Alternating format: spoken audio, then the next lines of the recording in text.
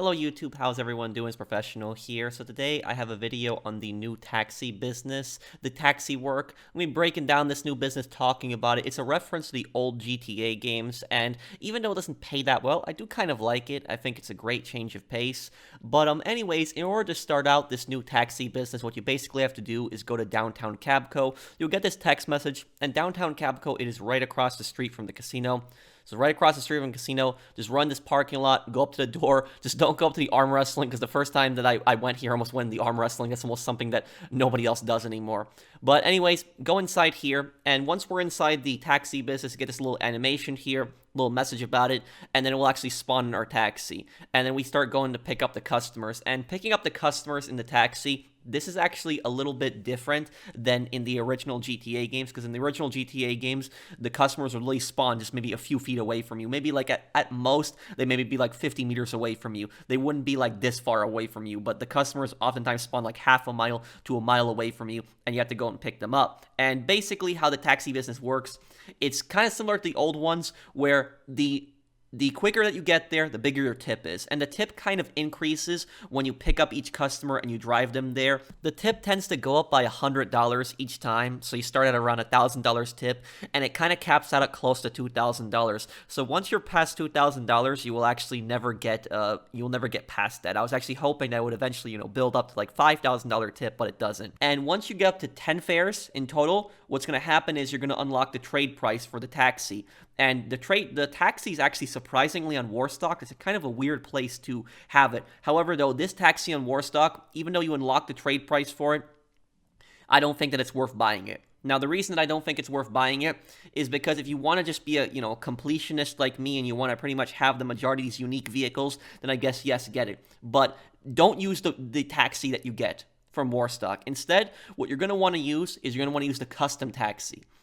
Now, to unlock the taxi custom, you have to do something really weird and to unlock it, and that is that you have to reach sponsorship level 25, tier 25, in the arena. The reason I think it's weird is because taxis really have nothing to do with the arena, but that's how you unlock the custom taxi. And for people wondering how to level up really quickly in the arena, I made a guide 4 years ago on what to do in the arena. I recommend creating a playlist, a tag team. I will have that video linked at the end if you guys want to check that out. But it's actually not that much to get up to level 25. You play a bunch of matches with your friends, fill up the lobbies quickly, you will eventually get there. And there are going to be people probably playing Arena Wars more now, because they want that custom taxi if they haven't unlocked it yet. But that's basically how you unlock the custom taxi. Now, to call this custom taxi in, you have to call it Pegasus. That's basically what you do. You call it Pegasus, and it's the same thing for the other taxi that you just purchased. That's why I don't recommend purchasing that taxi, because you can't customize that. But even though this vehicle you can't customize either, it just has better acceleration and better just handling than the regular taxi, better top speed overall. So it's the superior vehicle. So if you're going to do any kind of taxi work, you want to use the taxi custom vehicle.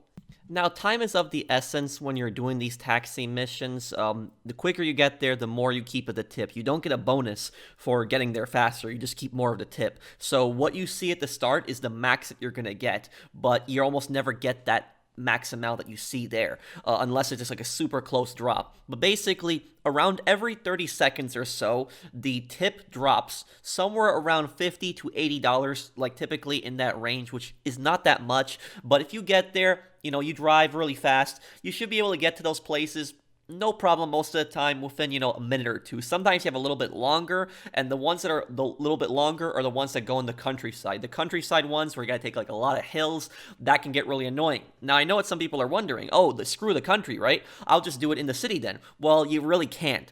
Because what happens is you are going to be put into the countryside eventually. Even if you start out in the city, eventually you are going to get a fare that's going to take you out to the countryside, and then you're going to be picking up people in the countryside, and it's going to get a bit annoying.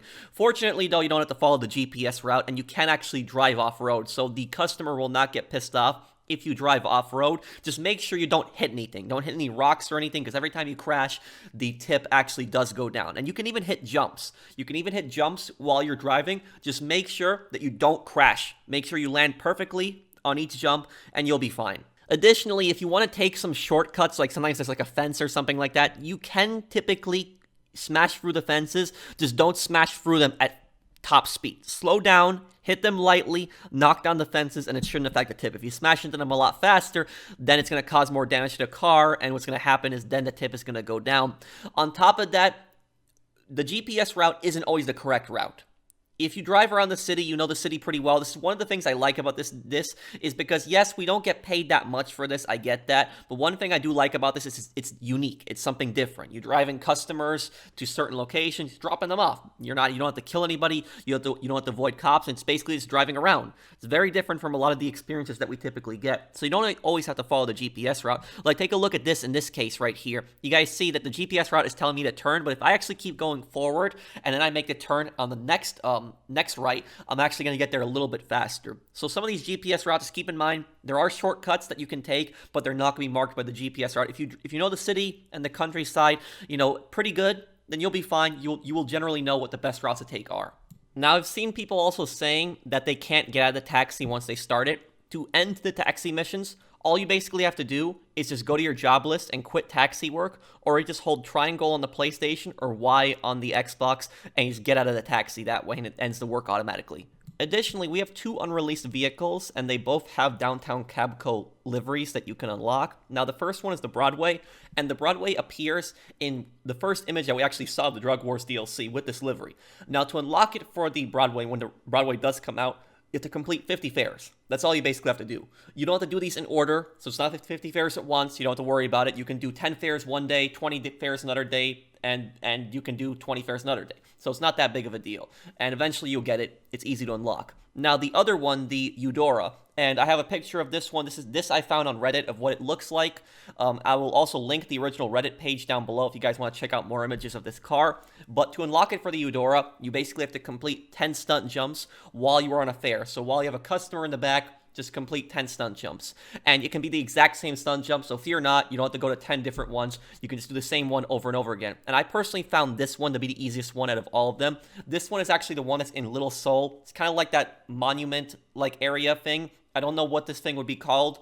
Somebody in the comments let me know what this would be called. But basically, you just jump over this. It's very easy. And actually, using the original taxi, which that's what I'm doing here, makes it even easier than the taxi custom. Because if you use the taxi custom, because of its speed, you might overshoot the jump. But basically, you just start out right here at the end of the street, right where the 2 double yellow lines end. You just don't crash, keep going, you hit the jump straight, and that's it. And then you just basically drive around, come back up the street, make a sharp turn, use the handbrake, go down. I was able to finish this in 2 or 3 minutes. It didn't even take me that long to finish the 10 jumps. So it's very easy. So just do it right here. Pretty easy spot. There are other locations, but I just personally found this one to be easiest. It's just so fast. Drive around, go back around the street, keep going up, easy. You don't even have to be driving that fast, honestly, to hit this jump. And lastly here, we have fast travel. Now, fast travel was added in this DLC with Downtown Cabco. In order to use the new fast travel feature, you basically have to have Downtown Cabco as a contact in your phone. So if you actually took them out before,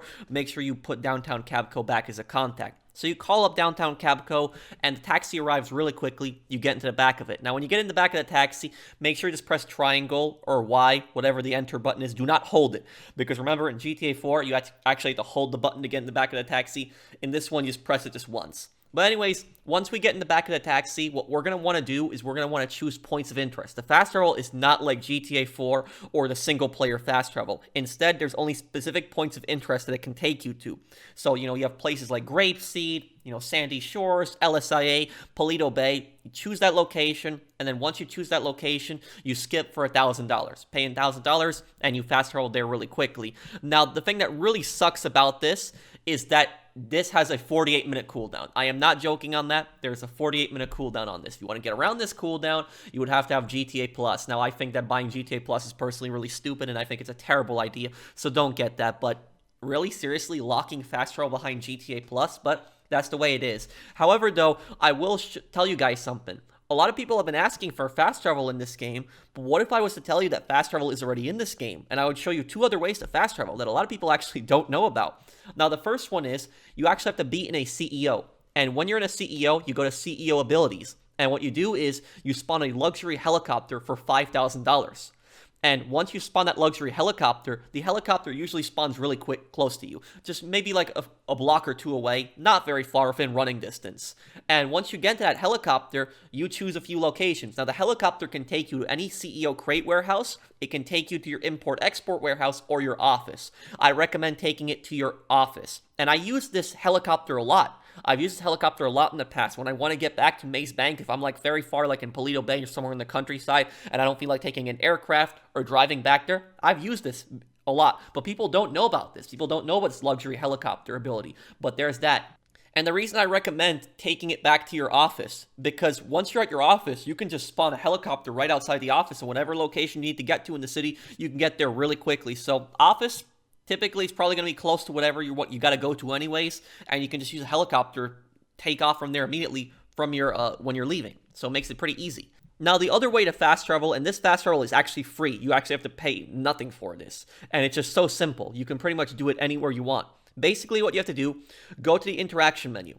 Once you're in the interaction menu, you choose your spawn location. When you want to choose your spawn location, choose whatever location that you want. Now, don't do this if you have friends with you. Only do this if you're playing it solo, because if you have friends with you, they're going to have to follow you into every session, and they might get annoyed by that. But if you're playing it solo, then this is the way to fast travel. But basically, what you do is just choose whatever location you want to spawn at next. If you want to spawn at Maze Bank, or, you want to spawn at, your apartment or a house. Like in this case, I'd actually chosen the house in Paleto Bay.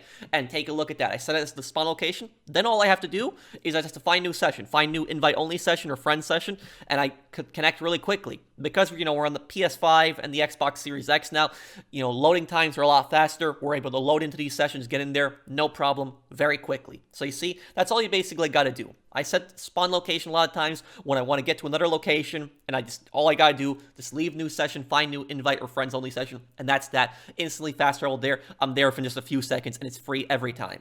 So that's that for that video. I hope that you guys like this video. I hope that you found this helpful. If you did, do please drop a like. Again, I'm sorry that I uploaded this video kind of late, guys. I do apologize for that. My sleeping schedule is just so messed up right now. I've just been editing a bunch of videos, so that's why I've been putting out some of these videos kind of late at night, at least my time. But thank you guys for your understanding, and thank you for enjoying it. And if you did enjoy it, do drop a like. I'll see you guys on the next one. Take care, everyone. Have a wonderful day, everyone.